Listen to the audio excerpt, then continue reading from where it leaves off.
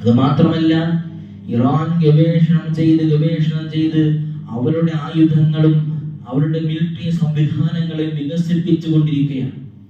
ഇന്ന് ലോകം കണ്ടതിൽ വെച്ച് ഏറ്റവും വലിയ പ്രതിരോധ ഒരു ആണവ ആയുധമാണ് അയൺ ഡോം എന്ന് പറയുന്നത് ഇസ്രയേലുള്ളതാണ്.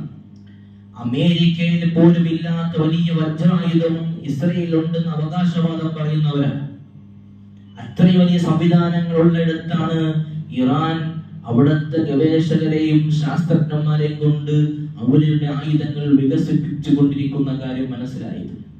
അപ്പോഴാണ് ആണവ കരാറിന്റെ പേരിൽ അത് ലംഘിച്ചു എന്ന് ഒരു മുഴുന്യായം പറഞ്ഞുകൊണ്ട് കഴിഞ്ഞ വെള്ളിയാഴ്ച ദിവസത്തിൽ ഇറാനിന്റെ ആണവ കേന്ദ്രങ്ങളിലേക്ക് മീറ്റിംഗ് കൂടിക്കൊണ്ടിരുന്ന ശാസ്ത്രജ്ഞന്മാരും മിലിറ്ററിയിലെ വലിയ ഓഫീസർമാരും അടക്കം ഒരുമിച്ചിരുന്ന സ്ഥലത്തേക്ക് പാതിരാത്രിയിൽ ഇറാനിലുള്ള ഇസ്രയേലിന്റെ ചാരന്മാരടക്കം ചേർന്നുകൊണ്ട് ഒരു അക്രമവും ഇല്ലാതെ ഒരു പ്രതിരോധമോ ഇല്ലാതെ രൂപത്തിൽ വെറുതെ ഇറാനിലേക്ക് കയറി ചെന്ന് ബോംബ് വർഷിപ്പിച്ചു.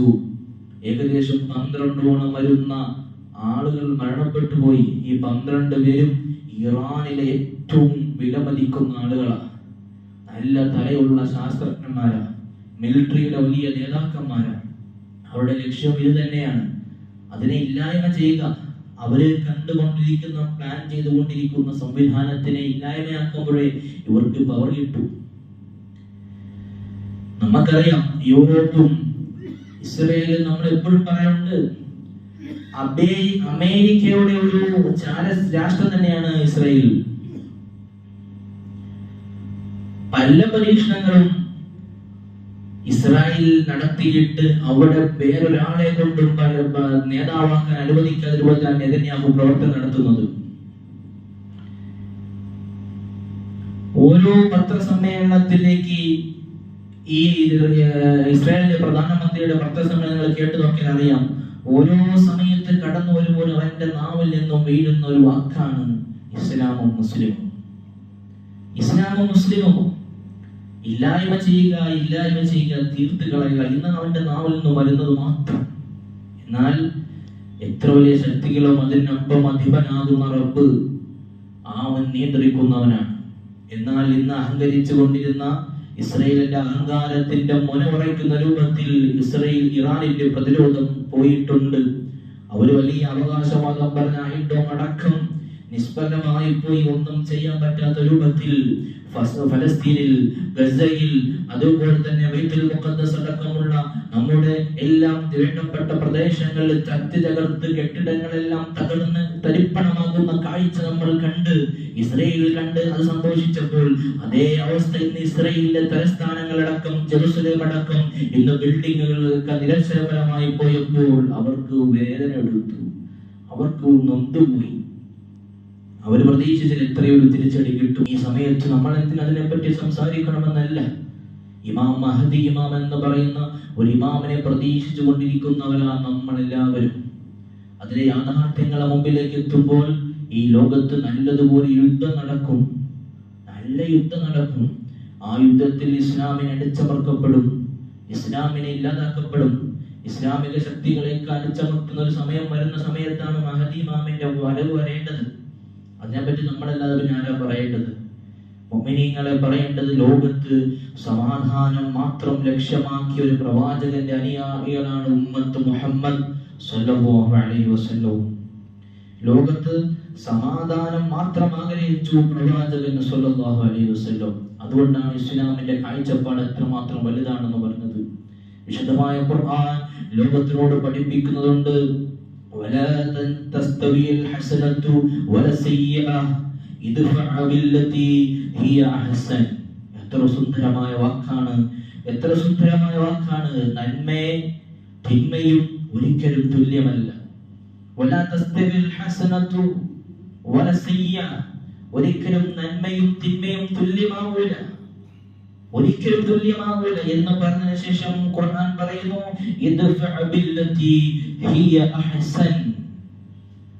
ഒരിക്കലും തിന്മയെ നേരിടേണ്ടത് തിന്മ കൊണ്ടല്ല, തിന്മയെ നേരിടേണ്ടത് നന്മ കൊണ്ടാണെന്ന് ലോകത്തിനോട് ഖുർആൻ പഠിപ്പിച്ചു കൊടുക്കുന്നു. ഒരാൾ നമ്മളോട് ദേഷ്യപ്പെട്ട് നമ്മളോട് അവൻ അടിക്കാനും ചീത്തയും മോശത്തരവും നമ്മളോട് കാണിച്ചാൽ എന്ത് തിരിച്ചവനോട് അവൻ കാണിച്ചതുപോലെ അതേ നാണയത്തിൽ തിരിച്ചടിക്കാനല്ല ഇസ്ലാം പറഞ്ഞത്. അവൻ എങ്ങനെ പറഞ്ഞാൽ തിരിച്ചവനോട് സലാം പറഞ്ഞിട്ട് സലാം അവിടെ നിന്ന് കൂട്ടാക്കി അവിടെ പോയാൽ മതി, ചിരിച്ചു പുഞ്ചിരിച്ചുകൊണ്ട്. ആ ഒരു ചിരിയിൽ പുഞ്ചിരിയിൽ അവന്റെ ദേഷ്യം അങ്ങ് പോകും. അതുകൊണ്ട് തന്നെ ഖുർആൻ പറഞ്ഞു, തിന്മയെ നേരിടേണ്ടത് നന്മ കൊണ്ട് മാത്രമാണ്. അതുകൊണ്ടായിരിക്കാം കഴിഞ്ഞ വെള്ളിയാഴ്ചയിലെ പ്രതിരോധത്തിന്റെ മുമ്പിൽ ഇറാൻ തിരിച്ചൊന്നും ആക്രമിക്കാതെ 2 ദിവസത്തോളം വെയിറ്റ് ചെയ്യുക. അവര് ഇത്ര വലിയ അടിയുണ്ടായിട്ട് പോലും തിരിച്ചാലോചിച്ച് കാണും. പിന്നെയും അവരുടെ ഭാഗത്തു നിന്നുള്ള ക്രൂരമായ നീക്കത്തിന്റെ മുമ്പിലാണ് അവസാനവും പ്രതിരോധിക്കേണ്ട വന്നത്. അല്ലെങ്കിൽ വലിയ നാശനഷ്ടങ്ങളിലേക്ക് രാജ്യം പോകുമെന്നറിയാം. അതുകൊണ്ട് മാത്രമാണ്. അതുകൊണ്ട് ഖുർആനിന്റെ അധ്യാപനങ്ങൾ എന്നും നമ്മുടെ മുമ്പിൽ ഓർക്കാൻ, ലോകത്തിനോട് ഓർക്കാൻ പഠിപ്പിക്കുകയാണ്. വലാ തസ്തവിയൽ ഹസനത്തു വലസ്സയ്യിആ, ഒരിക്കലും നന്മയും തിന്മയും തുല്യമാവുകയില്ല. ഇദ്ഫഉ ബില്ലതി ഹിയ അഹ്സൻ, നമ്മുടെ നന്മയെ നന്മ കൊണ്ടെടുക്കുമ്പോൾ തിന്മയെ നാം നന്മ കൊണ്ട് നേരിടണം. നമ്മുടെ ഭാഗത്തേക്ക് അടുക്കളേണ്ട തിന്മകളുണ്ടെങ്കിൽ ആ തിന്മയെ നമ്മൾ നന്മ കൊണ്ട് നേരിടണം. അല്ലാഹു നമുക്ക് തൗഫീഖ് നൽകി അനുഗ്രഹിക്കുമാറാകട്ടെ. അതുപോലെ തന്നെ ഇറാനും അമേരിക്കയും വലിയ അവകാശവാദങ്ങൾ പറയുന്നുണ്ട്. നമ്മളെ കയ്യിൽ വലിയ സാധനമുണ്ടെന്നും ആ സാധനം ഇട്ട് കഴിഞ്ഞാൽ എല്ലാവരും തരിശണമായി പോകുമെന്നൊക്കെ പണ്ട് മുതലേ നമ്മൾ കേൾക്കുന്ന കാര്യമുണ്ട്. എന്തുകൊണ്ട് അവർ ചെയ്യുന്നില്ല? ഇസ്രായേൽ ആയാലും തന്നെ അമേരിക്കയിലായാലും അവർക്ക് എന്തോ വലിയ സംഭവം ഉണ്ടെന്ന് ലോകത്തോട് പറഞ്ഞുകൊണ്ടിരിക്കുകയല്ലേ. എത്ര വലിയ പ്രശ്നം ഉണ്ടാക്കിയിട്ട് എന്തുകൊണ്ട് അവരത് പ്രയോഗിക്കുന്നില്ല? എന്തുകൊണ്ടാ? അത് പ്രയോഗിച്ചു കഴിഞ്ഞാൽ എല്ലാം അവതാളത്തിലാവും. ഇത് ജനങ്ങളുടെ മുമ്പിൽ പറഞ്ഞ അവകാശവാദങ്ങൾ പറഞ്ഞൊരു പേടിപ്പിക്കുക മാത്രമാണ്. നമ്മൾ കണ്ടില്ല, അയൺ ഡോം എന്ന് പറയുന്ന വലിയ സംവിധാനമുണ്ട്.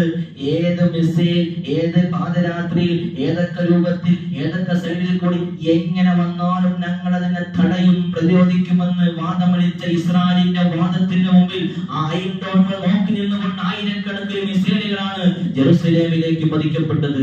ബിൽഡിങ്ങൾ ദൃശ്യമായി പോയത് അവകാശവാദങ്ങൾ മാത്രമാണത്. അതുപോലൊരു അവകാശവാദം മാത്രമായിരിക്കാം. കാരണം എന്ത്? ഞങ്ങളുടെ കയ്യിൽ ഈ ഒരു വെപ്പൺസ് ഉണ്ട്, ഈ വെപ്പൺസ് വല്ലതും പുറത്തെടുത്തിട്ട് അത് ഫെയിലായി പോയി കഴിഞ്ഞാൽ അതോടെ അമേരിക്കയുടെ കട്ടേപണം അടങ്ങും, ഇസ്രയേലിന്റെ കട്ടേപണം അതുപോലെ അവസാനിച്ചു. ഇങ്ങനെ പറഞ്ഞു ഘടിപ്പിക്കില്ല. നമ്മളെ കയ്യിൽ അതുണ്ട്, നമ്മളെ കയ്യിൽ ഉണ്ട്, ഉണ്ടെങ്കിൽ എടുത്ത് പ്രയോഗിച്ച പോലെ ഈ പ്രശ്നം കഴിഞ്ഞില്ലേ. പിന്നെ ഇറാൻ ഇല്ലല്ലോ, എന്തുകൊണ്ട് പ്രയോഗിക്കുന്നില്ല? അങ്ങനെ പ്രയോഗിച്ചു കഴിഞ്ഞാൽ അത് വല്ലതും പരാജയപ്പെട്ടു പോയാൽ പിന്നെ ലോക പോലീസ് നടിക്കുന്ന അമേരിക്കയ്ക്ക് പവറില്ല. എല്ലാ വെപ്പൺസും ഉണ്ടെന്ന് പറഞ്ഞാൽ ഇസ്രായേലിന് പിന്നെ അവിടെ പവർ ഉണ്ടാവില്ല. ആ ഒരു പേടി ഉള്ളത് കൊണ്ടാണ് ഇതൊന്നും പ്രയോഗിക്കാതെ വാക്കിൽ മാത്രം ഒതുങ്ങുന്നത്. അതുകൊണ്ട് മുഅ്മിനീങ്ങളെ, ഈ സമയത്ത് നമ്മുടെ കരങ്ങളിൽ വേണ്ടത് ആത്മാർത്ഥമായ പ്രാർത്ഥനയാണ്. ലോകത്ത് സമാധാനം ഉണ്ടാകണം. ലോകത്ത് അത് ഇസ്രയേലുള്ളതും മനുഷ്യരാണ്, ഇറാനുള്ളതും മനുഷ്യരാണ്, ലോകത്തിന്റെ നാനാഭാഗങ്ങളുള്ളതും മനുഷ്യരാണ്. ഒരിക്കലും യുദ്ധം അതൊരു യഥാർത്ഥ മാർഗമല്ല. യുദ്ധത്തിന്റെ പിന്നിൽ സാധാരണക്കാരാകുന്ന ഒരുപാട് മനുഷ്യരുടെ രക്തങ്ങൾ വീഴപ്പെടുന്നു. അതും തടുക്കപ്പെടേണ്ട കാര്യമാണ്. ഇസ്ലാം യുദ്ധത്തിലേക്ക് നീങ്ങുന്ന കാഴ്ചപ്പാട് നമുക്കറിയാമല്ലോ. മുഅ്മിനീങ്ങളെ, ബദറിലേക്ക് പോയതും ഉഹദിലേക്ക് പോയതും ഹന്തക്കിലേക്ക് പോയതൊന്നും വെറുതെ ഒന്ന് തൊട്ടത് കൊണ്ടോ വെറുതെ വാക്കുകൊണ്ടല്ലോ. ഏറ്റവും അവസാനത്തെ വാക്കും അവസാനിക്കുമ്പോഴാണ്, പ്രതിരോധം പോകുമ്പോഴാണ് ബദർ യുദ്ധം നടന്നത്. ആ യുദ്ധത്തിൽ പോലും കുട്ടികളെ ആക്രമിക്കരുത്, പ്രായമായവരെ ഉപദ്രവിക്കരുത്, വഴി നിൽക്കുന്ന മരത്തിനെ വെട്ടിമാറ്റരുത്, ഒരാൾക്കും തടസ്സമുണ്ടാകരുത്, ശേഷമുള്ള ജീവിതങ്ങൾക്ക് ഇല്ലാതാക്കാൻ പാടില്ല. ആ സ്ഥലത്ത് പിന്നീടുള്ള മനുഷ്യർക്ക് ജീവിക്കാനുള്ള തടസ്സങ്ങൾ ഉണ്ടാവാൻ പാടില്ല. ഇങ്ങനെയെല്ലാം യുദ്ധത്തിന്റെ ഉള്ളിൽ നിർദ്ദേശം വെച്ചു മുഹമ്മദ് മുസ്തഫ. ഒരാൾ നിന്റെ മുമ്പിൽ വന്ന് കീഴടങ്ങി കഴിഞ്ഞാൽ പിന്നെ അവനെ നീ ആക്രമിക്കാൻ പാടില്ല എന്ന് മുഹമ്മദ് മുസ്തഫ. അതാണ് നമ്മുടെ യുദ്ധം. കഴിവിന്റെ പരമാവധി നന്മയിൽ ഒതുങ്ങിക്കൂടുകയാണ്, എല്ലാ തിന്മകളിൽ നിന്നും മാറി നിൽക്കുകയാണ്. ഏറ്റവും അവസാനത്തെ വഴിയിലേക്കാണ് യുദ്ധം കടന്നു പോകുന്നത്. അത് നമുക്ക് കാണിച്ചു തന്ന മാറുകയാണ്. ഇന്നങ്ങനെയല്ലല്ലോ. ഒരു ബോംബിട്ടാൽ ഇങ്ങോട്ട് തിരിച്ചങ്ങോട്ട് അതുപോലെ ഇടുന്നു. അതുകൊണ്ട് ഖുർആൻ ലോകത്തോട് പറഞ്ഞത് നിങ്ങൾ